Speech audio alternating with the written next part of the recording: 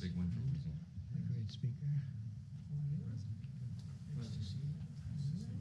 Mr. President. Nice to see you.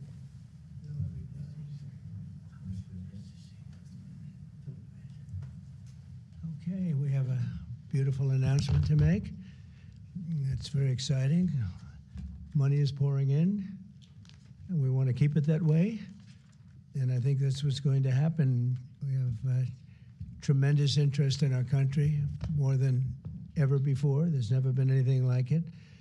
We're almost at a $4 trillion level, and that's something that's never happened. And I think hopefully it's because of the election on November 5th, but it's also because of tariffs, I suspect, Governor. But I'm thrilled to welcome Louisiana Governor Jeff Landry, a friend of mine for a long time, and to have you at the White House. And we thought this was going to happen, and I said, if you get it signed up, we'll do it at the White House, and you got it all done. I'm proud of you. Not surprised. Executive Chairman of Hyundai Motor Group, Yongsuk. Thank you very much. What a great honor. Vice Chairman Jay Chang. Jay, thank you. Hyundai Steel President Soo Gang-hyun. Thank you very much. President, that's big stuff. And former Ambassador Sung Kim. Thank you very much. Great honor to have all of you. Also, and these names are much less difficult for me, but I think we got them right. But this one we will definitely get right. Mike Johnson, our great speaker, and he's been doing a real job. Right, Mike? It's an easy job, isn't it? House Majority Leader Steve Scalise. Steve, doing all right, Steve. I tell you, he went through a lot, and he's stronger than ever. Louisiana Speaker Philip Duvalier. Thank you very much. Thank you very much. Senate President Cameron Henry, State Representative Ken Brass, State Senator Annie Lambert, and Ascension Parish President Clint Cointment. Thank you all very much. Thank you very much. Great honor. Great to have you with us. Today we're delighted to report that Hyundai is announcing a major $5.8 billion investment in American manufacturing. In particular, Hyundai will be building a brand new steel plant in Louisiana, which will produce more than 2.7 million metric tons of steel a year, creating more than 1,400 jobs for American steelworkers, and then there'll be major expansion after that. This will be Hyundai's first ever steel mill in the United States, one of the largest companies in the world, by the way, supplying steel for its auto parts and auto plants in Alabama and Georgia, which will soon produce more than 1 million American-made cars every single year. The cars are coming into this country at levels never seen before. Get ready. This investment is a clear demonstration that tariffs very strongly work, and I hope other things also, but the tariffs are bringing them in at levels that have not been witnessed. Hyundai will be producing steel in America and making its cars in America, and as a result, they'll not have to pay any tariffs. You know, there are no tariffs if you make your product in America, so it's something that's why so many people are coming. As you know, we have from Taiwan, the biggest chip manufacturer in the world, is coming in with $200 billion, and we have a lot of people coming and plants coming and companies coming that never would have been here, never would have even thought about it. The new steel plant in Louisiana is part of an even larger $21 billion investment Hyundai will be making in the United States over the next couple of years. The company will also be massively increasing its auto manufacturing in Georgia and investing billions of dollars in advanced American technology companies. And what I'd like to do is I'd like to ask the executive chairman to say a few words, and it's a great honor to have Hyundai, a truly great company. Thank you very much. Thank you very much.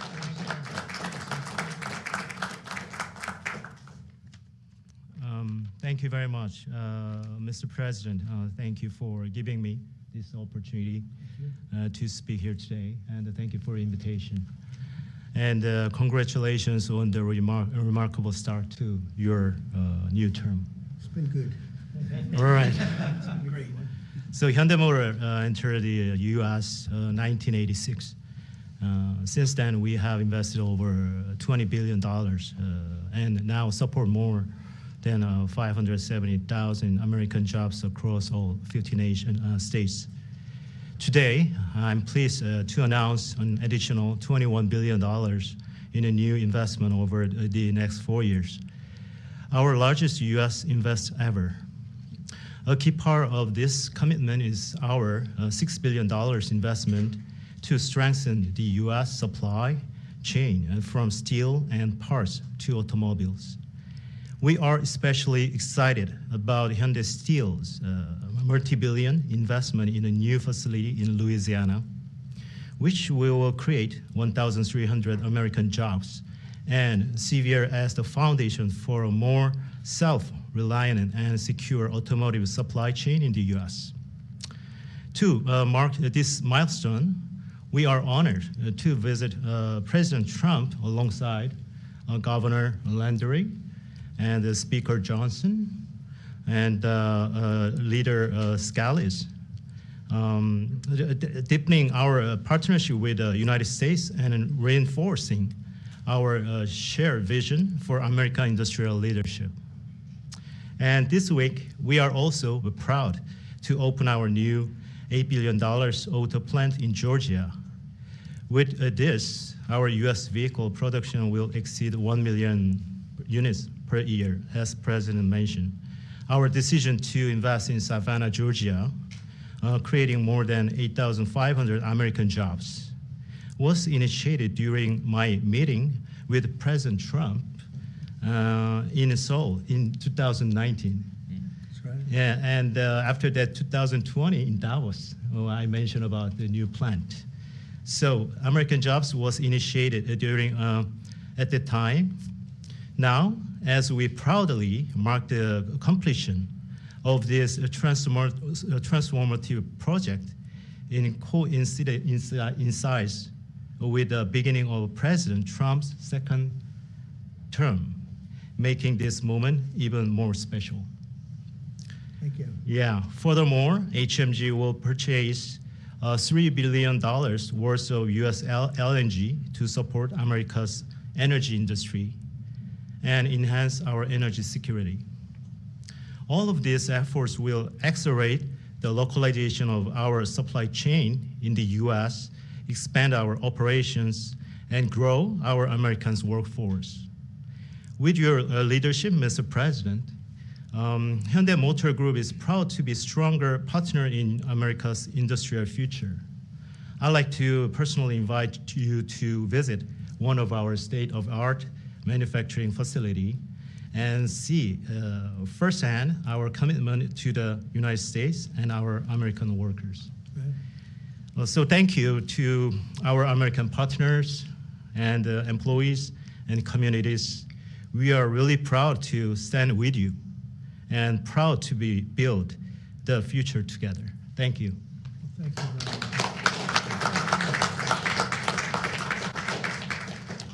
I thought maybe we have our great speaker, and we have two very good friends, Mike and Steve, and you come from a certain state that we're talking about right now that we love, and I've done very well there. I've always won by a lot. I love that state, so I was happy to hear about it. That's why I said, come on over.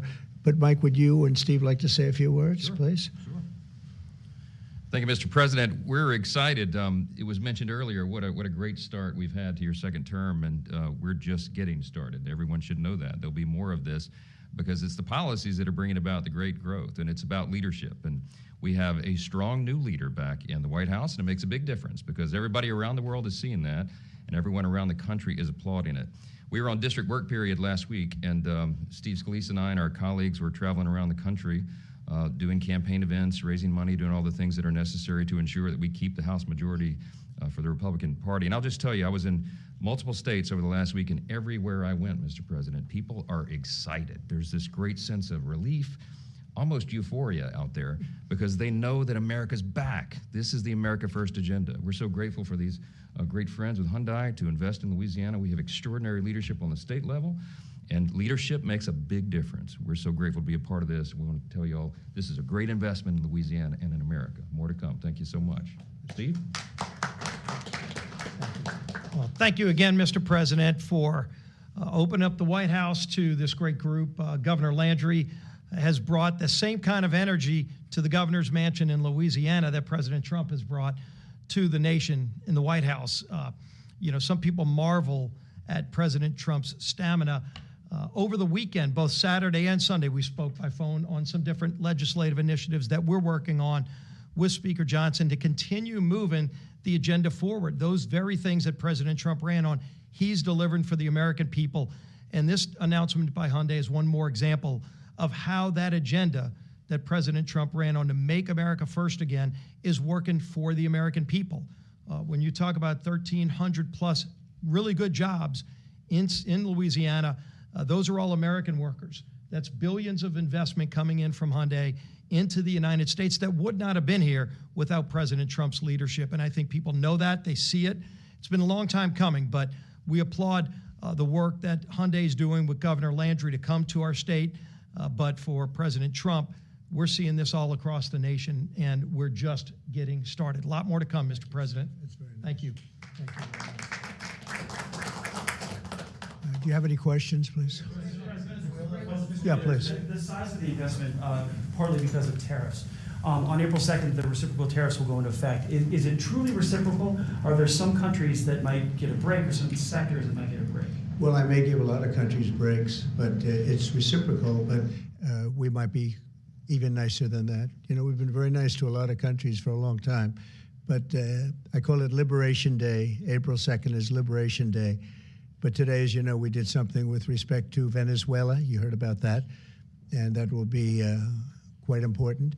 We'll be announcing some additional tariffs over the next few days, having to do with automobiles, cars, and having also to do a little bit with lumber down the road, lumber and chips. We're going to get all those chip companies coming back. They're already coming back without even doing it, so it's been very good. But we'll be announcing some others. But for the most part, April 2nd will be a big day. That'll be Reciprocal Day, and we'll be bringing some of the money back that's been taken from us. Let's be nice by using the word taken. I don't want to use a stronger word because these guys are professional politicians, and they don't like to hear those words.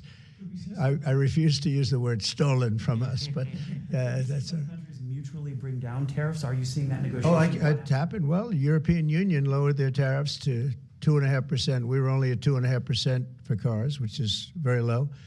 And as you probably heard, that European Union lowered their number from much higher than that, many, many times higher. Surprised to 2.5%. So that was good. But I don't know that I expect that.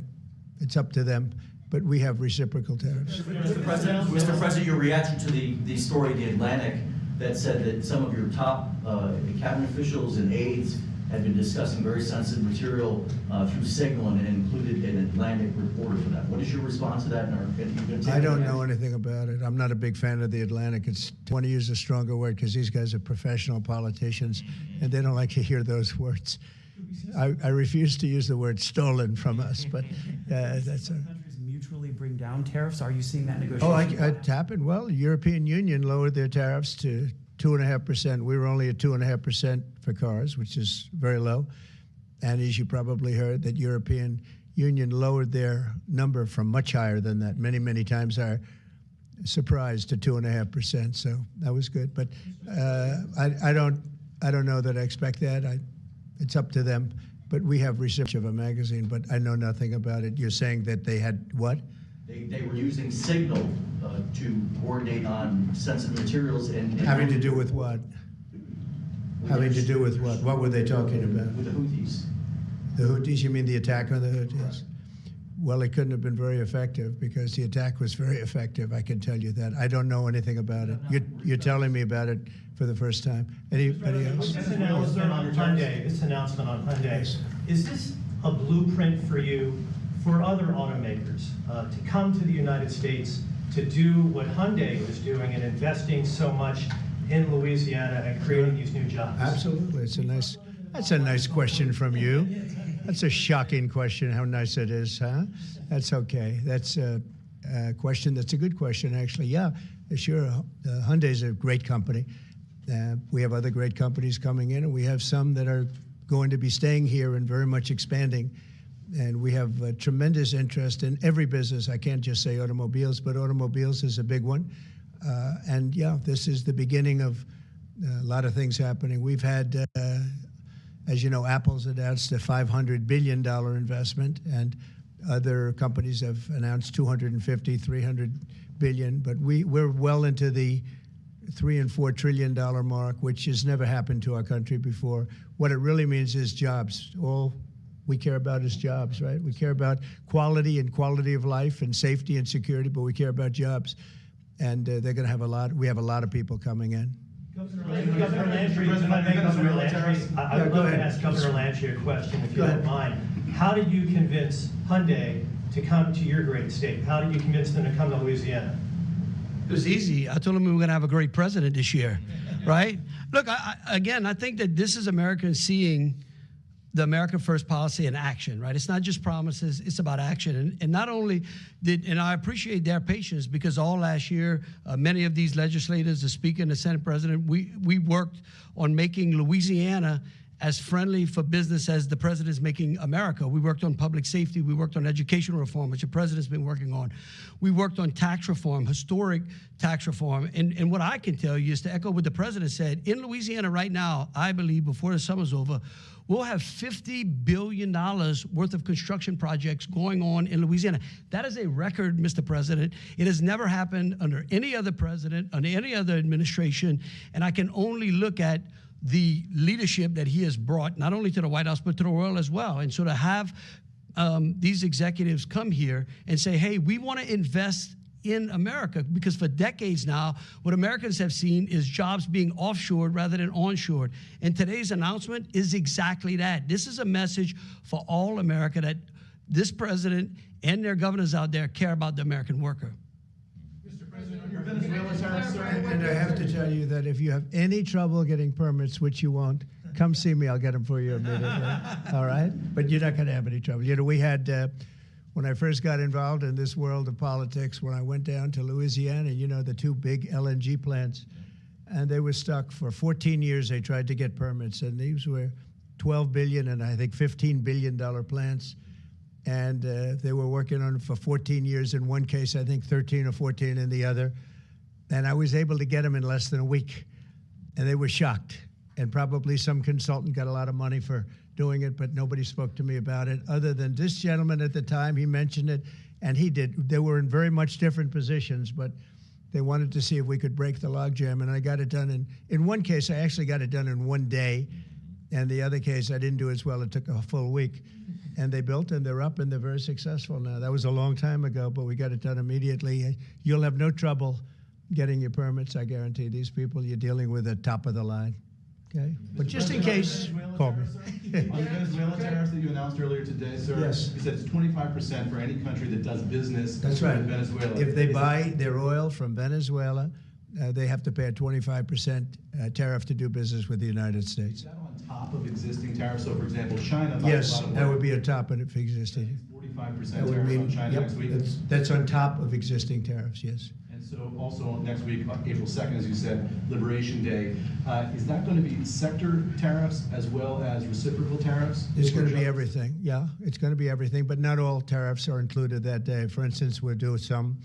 As you know, we have already done steel and aluminum, and that's at a 25% level. And we are going to be doing automobiles, which you've known about for a long time. We'll be announcing that fairly soon, over the next few days probably. And then April 2nd comes. That'll be reciprocal tariffs. But we may take less than what they're charging because they've charged us so much. I don't think they could take it.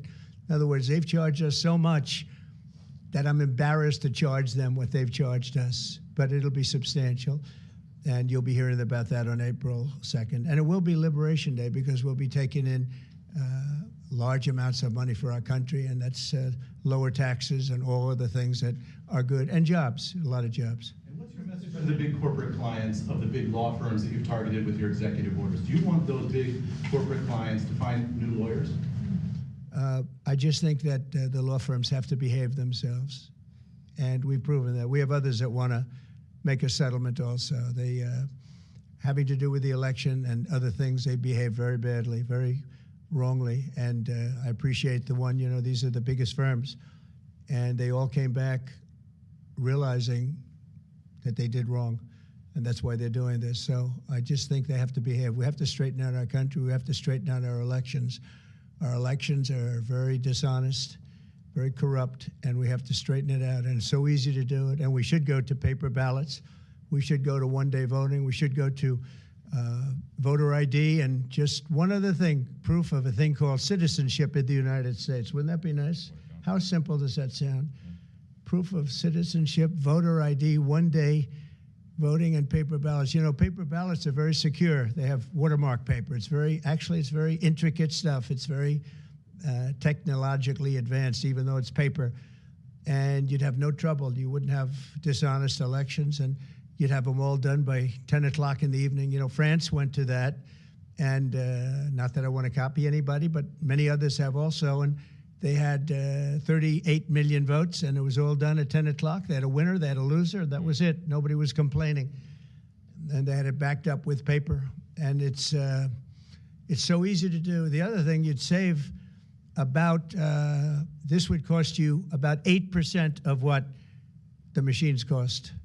So the paper would be much less expensive. So if you're looking to save some money, that's a good way to save it. So it's a shame that we've gone through it. We've gone through a bad election, really bad election. The election was so bad.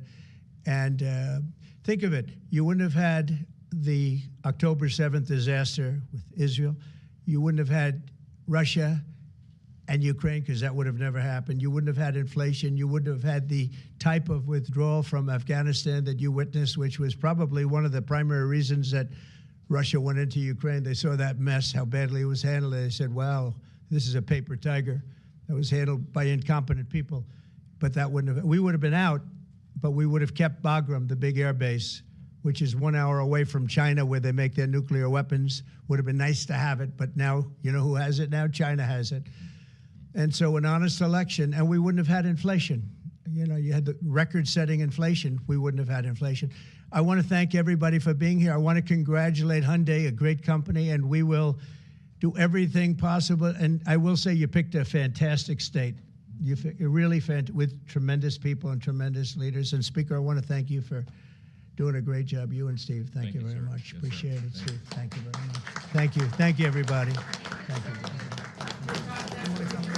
Violated the Espionage Act, sir. Thank you very much, everybody. If you get a briefing on that, would you let us know, please? Thank you. Thank you. Good to see you. Yeah.